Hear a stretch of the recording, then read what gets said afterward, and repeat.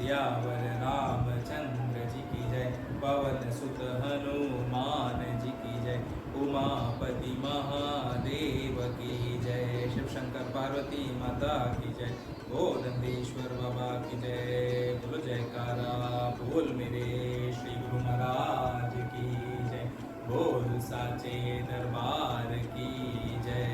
बोलो सब संतन की जय।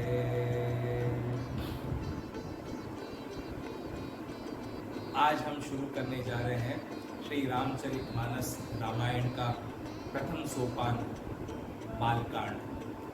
तो आइए मेरे साथ, मेरे हनुमान जी के साथ आप भी रामचरितमानस के बालकांड का आनंद उठाइए।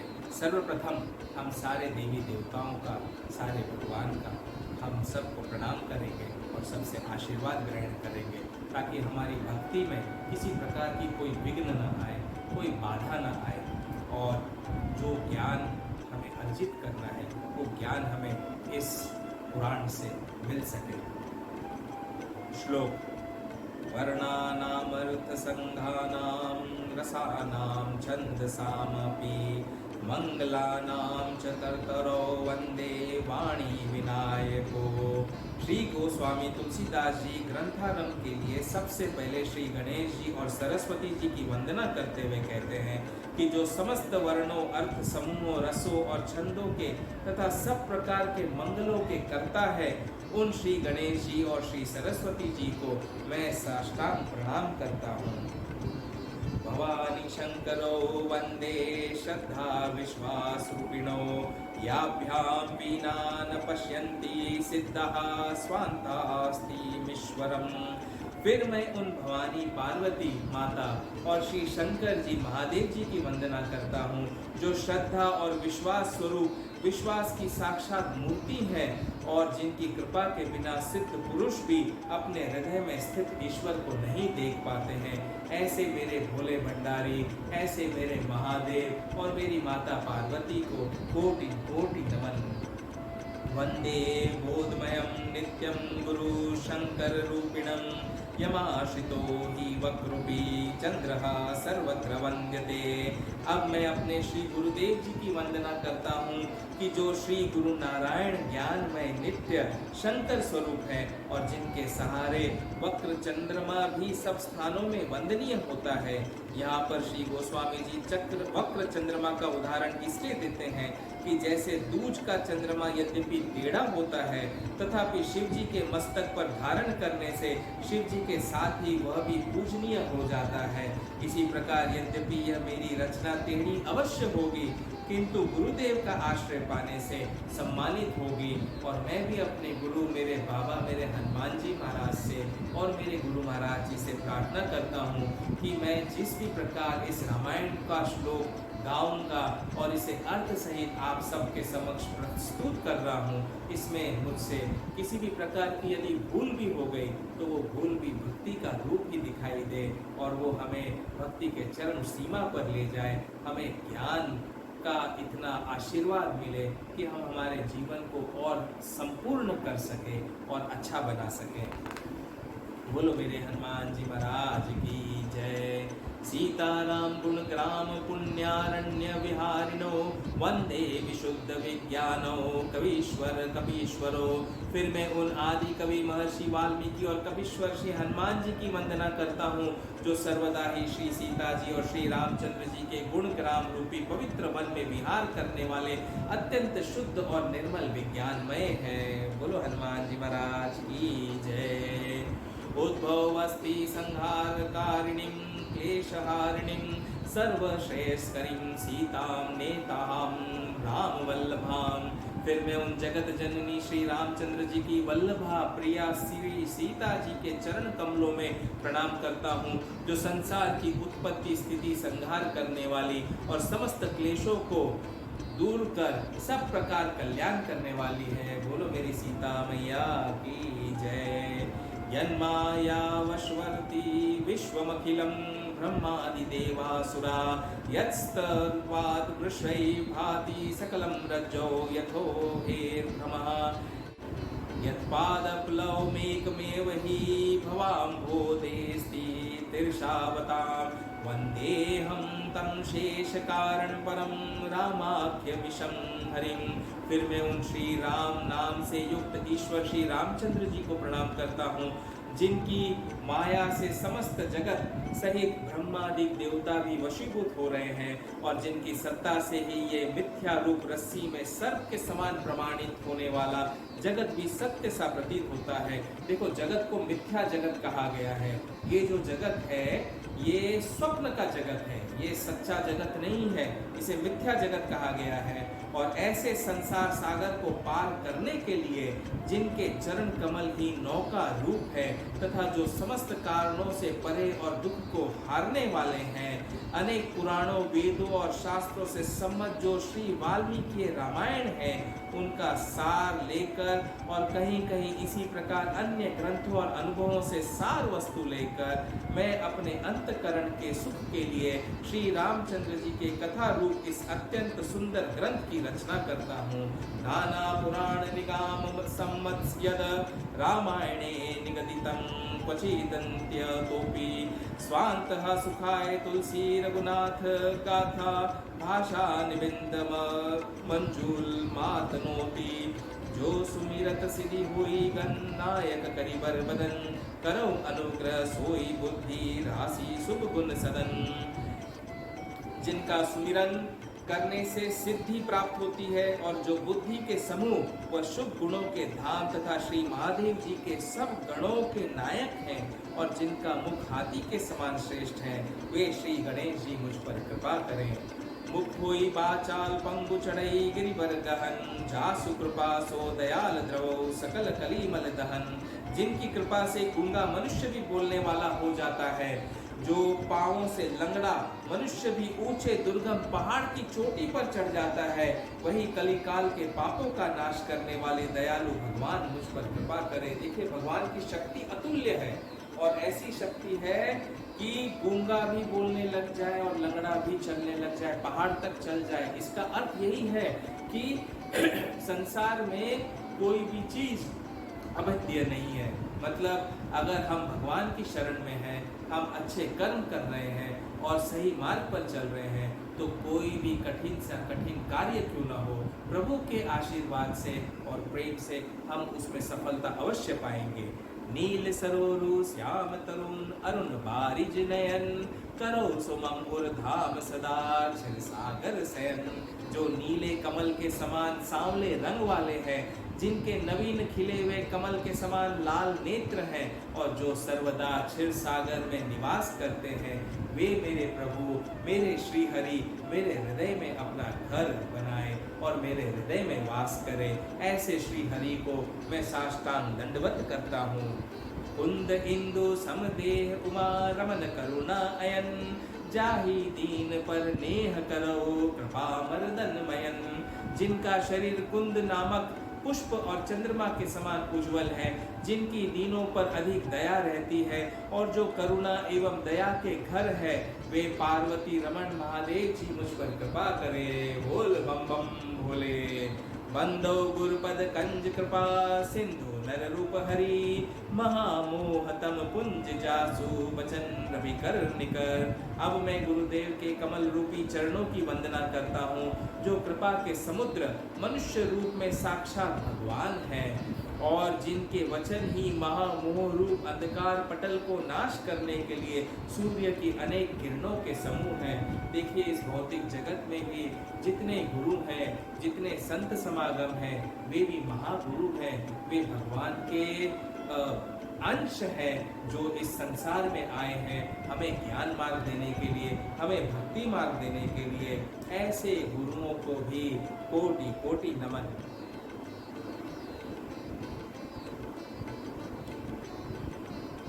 बंदो गुरुपद पदुम परागा सुरुचि सुबास सरस अनुरागा अमीय मुरिमय चूरन चारु समन सकल भव रूज परिवारो सुकृति शंभु तन विमल विभूति मंजुल मंगल मोद प्रसूति जन मन मंजू मुकर मल हरणी किए तिलक गुण गण बस करनी श्री गुरु पद नख मणि गण ज्योति सुमिरत दिव्य दृष्टि होती गलन मोह तम सोस प्रकाशु बड़े भाग पुर आवई जासु उगरे विमल विलोचन ही के मिटई दोष दुख भव रजनी के बंदौ गुरुपद पदुम परागा सुरुचि सुबास सरस अनुरागा अमीय मुरीमय चूरन चारु समन सकल भव रुज परिवारु सुकृति संभूतन विमल विभूति मंजुल मंगल मोद प्रसूति जन मन मंजु मुकुर मल हरणी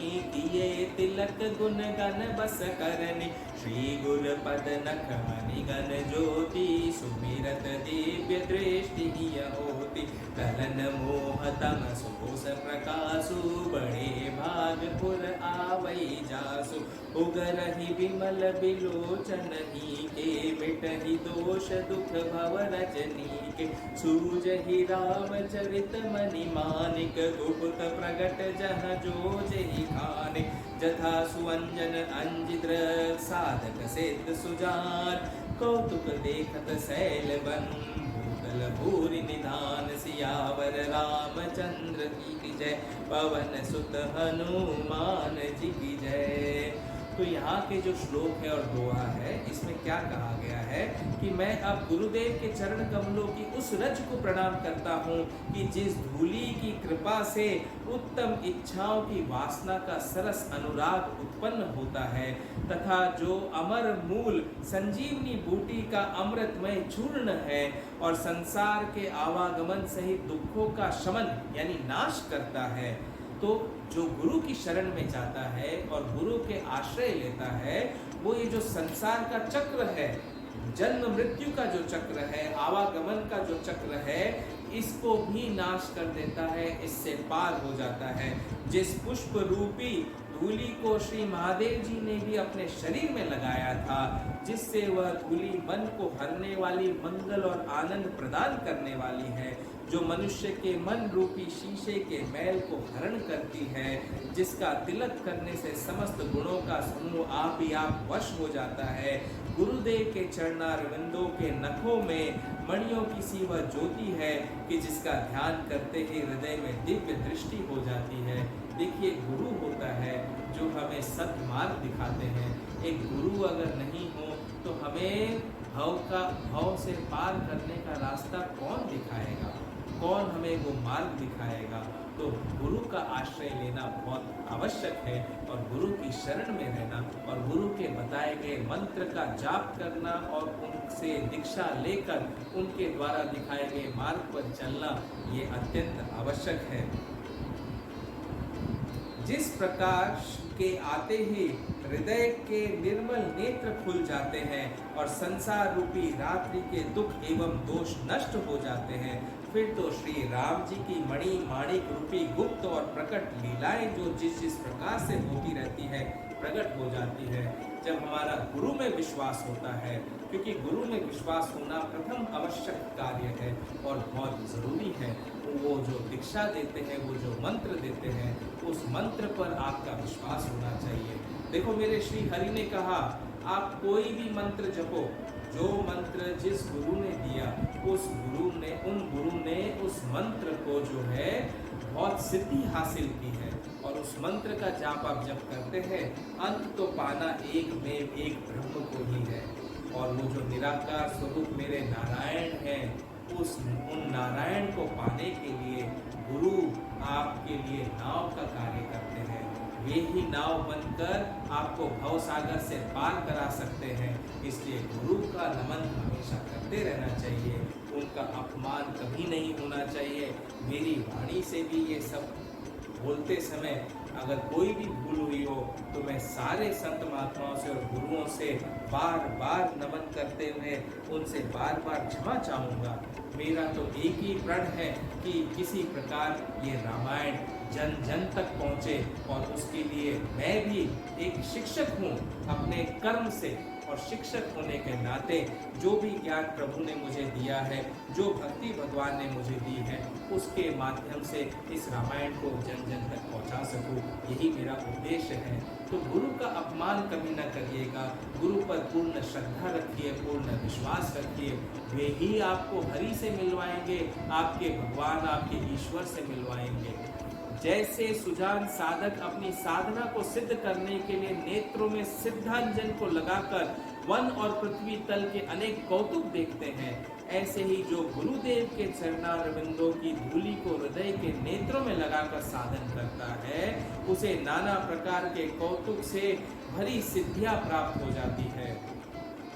गुरुपद रज मृदु मंजुल अंजन नयन अमीय दृग दोष विभंजन तेहि करि विमल विवेक विलोचन बरनौ रामचरित भव मोचन बंदौ प्रथम महीसुर चरना मोह जनित संशय सब हरना सुजन समाज सकल गुण खानी करौ प्रणाम सप्रेम सुबानी साधु चरित शुभ चरित कपासु निरस सदगुणमय फल जासु जो सही दुख पर क्षेत्र दुरावा बंदनीय जेहि जग जस पावा मुद मंगलमय संत समाजु जो जग जंगम तीरथ राजु राम भक्ति जह सुर सरिधारा सरसई ब्रह्म विचार प्रचार विधि निषेधमय कलिमल हरणी कर्म कथा रविनंदनी बरनी हरिहर कथा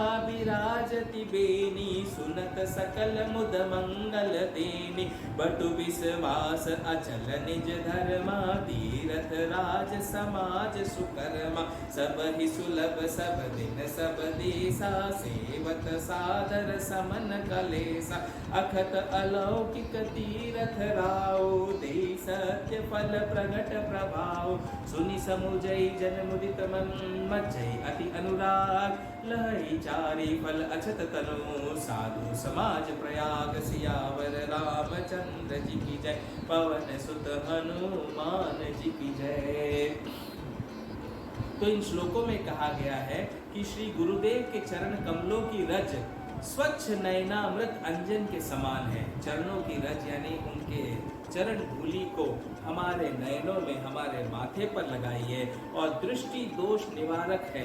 अतः उसी से मैं अपने ज्ञान रूपी नेत्र को स्वच्छ करके आवागमन से मुक्त करने वाले श्री रामचंद्र जी के पवित्र यश का वर्णन करता हूँ। सबसे पहले पृथ्वी के देवता रूप ब्राह्मणों के चरणों में मैं वंदना करता हूँ और मेरा सारे ब्राह्मण देव कोटि कोटि नमन स्वीकार करें। जो मोह जनित समस्त शंकाओं का समाधान करने वाले हैं, साथ ही सत्पुरुषों के उस समाज को भी जो सब गुणों की खान है, मैं प्रेम सहित सुंदर वाणी से प्रणाम करता हूँ। यद्यपि साधु चरित यानी सत्पुरुषों का चरित्र कपास के समान नीरस अवश्य है, पर उसका फल बड़ा ही गुण देने वाला है, क्योंकि संत जन दुख सहकर भी पराये दोष को छिपाते हैं। इसी से वे हमारे लिए वंदनीय और संसार में यश फैलाने वाले हैं। उन संतों का समाज आनंदमय और शुभप्रद है, जो संसार में चलते फिरते तीर्थराज प्रयाग के समान पवित्र है। देखिए, उन्हीं संतों का समाज आनंदमय और शुभप्रद है, जो संसार में चलते फिरते तीर्थराज प्रयाग के समान पवित्र है। तो प्रयागराज के समान पवित्र होने का तात्पर्य है कि मन और आत्मा एकदम शुद्ध हो, किसी प्रकार का अहंकार, किसी प्रकार का भेद, कोई जलन आपके हृदय में नहीं होनी चाहिए। वही सच्चा संत है, क्योंकि उनके मध्य में हर समय राम भक्ति रूपी गंगा की धारा बहा करती है और उनका वही ब्रह्म विचार का प्रचार सरस्वती जी का प्रवाह है। उसमें विधि और निषेध की जो कथा है, विधि यानी ग्रहण करने योग्य, निषेध यानी त्याग करने योग्य, मतलब आपको संसार में रहते हुए, जीव को संसार में रहते हुए क्या ग्रहण करना चाहिए और किन किन बातों का, किन किन चीज़ों का त्याग करना चाहिए। ये जो कथा है वही कलयुग के पापों को नाश करने वाली यमुना सहित त्रिवेणी का संगम है, जहाँ विष्णु भगवान और श्री महादेव जी की कथा केवल श्रवण मात्र से आनंद और मंगल देने वाली है। जहाँ अपने धर्म पर अटल रहना ही विश्वास रूपी अक्षय वट है। अब धर्म पर अटल रहने का अर्थ है अपने कर्तव्य परायणता पर रहना और उनका बराबर से डिसिप्लिन से पालन करते रहना। और जो तीर्थराज अच्छे कर्मों का ही एक समाज है, वह सबको सब दिन में और सब देशों में आदर सहित सेवन करने से कष्टों को शांत कर देता है। वह अकथनीय महिमा वाला अलौकिक साधु समाज रूपी तीर्थराज सदा सर्वदा ही प्रभाव युक्त फल को प्रत्यक्ष देने वाला है। जो मनुष्य इसको सुन समझकर प्रसन्न मन से इसमें गोता लगाएंगे, वे इसी शरीर में धर्म, अर्थ, काम और मोक्ष चारों फल प्राप्त कर लेंगे। ऐसा यह साधु समाज रूपी प्रयाग है। बोल सियावर रामचंद्र जी की जय, पवन सुत हनुमान जी की जय। ये जो बालकांड का हमने अध्याय शुरू किया है, यहाँ पर सत्संगति की महिमा बताई गई है। और सत्संगति की महिमा क्या होती है, ये जानना बहुत आवश्यक है, आपके लिए भी, बच्चों के लिए भी। देखो, सत्संग किसे कहते हैं? सत्संग का अर्थ है अच्छी संगत। सत्संग का अर्थ ये नहीं कि आप मतलब मंदिर चले गए या कहीं पर बैठ गए और पूजा पाठ कर रहे हैं और मंत्र का जाप कर रहे हैं, कीर्तन कर रहे हैं, वो तो सत्संग होता ही है। लेकिन सत्संग का सही अर्थ है अच्छी संगति में रहना, बुरी संगति का त्याग करना। क्योंकि आप बुरे संगति में रहेंगे। बुरा संगत किसको कहते हैं? अगर आप संसार में जा रहे हैं, कहीं क्लास में चले गए, कई बच्चे हैं कहीं सड़क पर चल रहे हैं और उन्होंने किसी को सिगरेट शराब पीते हुए देख लिया और उनके साथ बोली है, तो बुरी संगति हुई। और बुरे संगत में रहकर तो आपको बुरी आदतें ही पड़ेगी। एक सिगरेट शराब पीने वाले के साथ में रहकर आप सिगरेट शराब पीना ही सीखेंगे।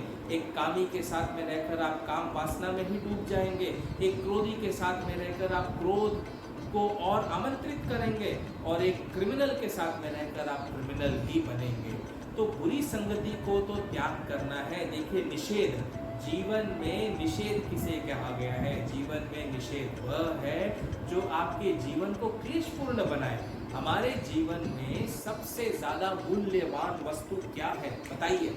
मैं कई लोगों से पूछता हूँ, अपने बच्चों से भी पूछता हूँ जिनको मैं पढ़ाता हूँ, और सबसे पूछता हूँ कि जीवन में सबसे मूल्यवान चीज़ क्या है। कोई कहता है भाई मुझे एग्ज़ाम में टॉप आना है, परसेंटेज लाना है, अच्छा बढ़िया पढ़ाई करना है। कोई कहता है डॉक्टर बनना है, इंजीनियर बनना है। कोई कहता है खूब पैसा कमाना है, बड़ी गाड़ी लेनी है, बड़ा बंगला लेना है। क्या ये जीवन का सबसे मूल्यवान वस्तु है? सोचिए, विचार करिए। मेरे हरि कहते हैं जीवन में सबसे मूल्यवान वस्तु है मन की और आत्मा की शांति। आत्मा में वो अपार शांति, जैसे एकदम नदी तर करके बहती है और शांत रहती है। वो बहती तो है और उसका बहता हुआ बहाव का आवाज भी आती है, खल खल करती बहती रहती है, लेकिन फिर भी उसमें, उस नदी के पास में जब हम जाते हैं तो हमें असीम शांति मिलती है। मन की शांति के जितना मूल्यवान तो कोई वस्तु नहीं है। और इसलिए कहा जाता है कि मन की शांति कैसे मिलेगी? जब आप सेटिस्फाइड होंगे, यानी कि आपको जो भी मिलता है आप उसमें यथा योग्य प्रसन्न हैं, तभी तो मन की शांति मिलेगी। और मन की शांति प्राप्त करने के लिए बुरी संगति को तो निषेध करना ही पड़ेगा और सत्संगति में रहना बहुत जरूरी है। That means always stay in such a world where you have really good people around you who are continuously involved in doing and performing good deeds. तो भक्तों, आप ये सोचिए कि हमें जीवन में निषेध क्या करना है? बुरी संगति। और किसे ग्रहण करना है? सत्संगति। सत्संगति का अर्थ है हमेशा अच्छे लोगों के साथ रहिए, उन लोगों के साथ रहिए जो अपना जीवन धर्ममय बनाकर और अपने सारे कर्मों को अच्छे से करते जा रहे हैं, किसी को पीड़ा दिलाने का काम नहीं करते। ऐसी सत्संगति में रहिए। वही रामायण भी हमें सिखाती है। इसी के साथ आज का सत्संगति की महिमा को मैं यहाँ पर विश्राम देता हूँ और आगे चलकर फिर हम आगे की कथा कहेंगे। आइए मेरे साथ कुछ समय के लिए श्री राम जय राम जय जय राम का कीर्तन करिए।